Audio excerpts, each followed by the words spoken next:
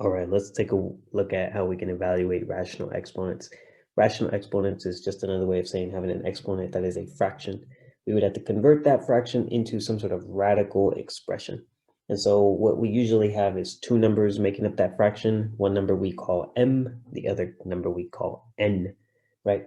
So n is usually telling us the amount of times we need to see a number multiplied times itself to give us what is on the inside of the square root, okay?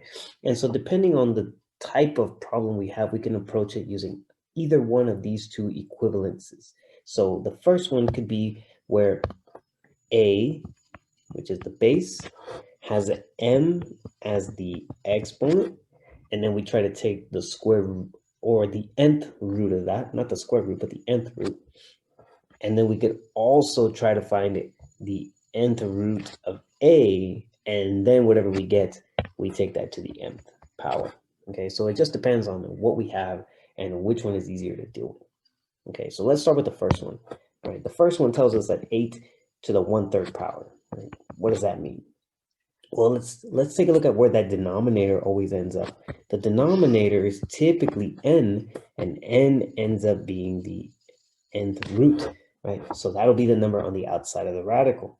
So if I draw a radical, 8 will go inside. That means 3 goes on the outside there. Okay, 3 goes on the outside. And then the 1 could either be the power for our base, right?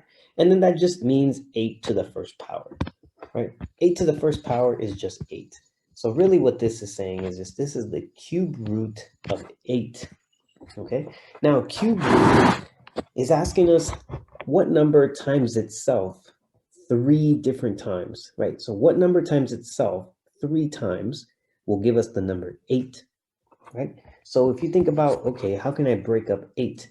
Well, I'm looking for triplets, essentially. I'm looking for triplets. So if I do a factor tree on 8, well, I know that those factors could be 4 times 2, and then 4 breaks into 2 times 2, right? So if I can see that the same number, right, that it can be broken up into factors of the same number 3 times, and I can find a triplet, then that means that the cube root of 8 must be 2, right?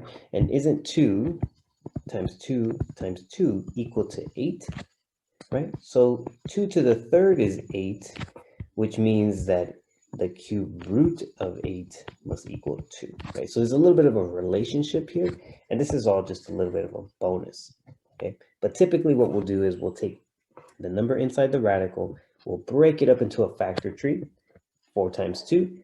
4 can be factored further into 2 times 2, so we end up with the same number multiplied to itself 3 times. 2 times 2 times 2. Therefore, that's going to be the cube root of 8. Right, let's take a look at another example. This one is 32 to the 1/5 power. 32 to the 1/5 power. We know that 5, the denominator, always ends up being the root, right? So in this case, this would be the 5th root of 32. And then 1 is our power, right? So this would be 32 to the first power, okay? So then this is simply going to be the 5th root of 32, okay?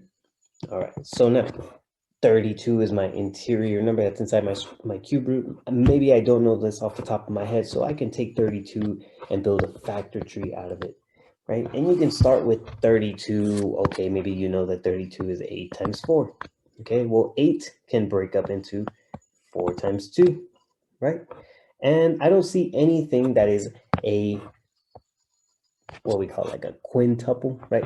5 of the same numbers multiplied together. So I need to keep breaking this factor tree down further and further until I see 5 of the same number.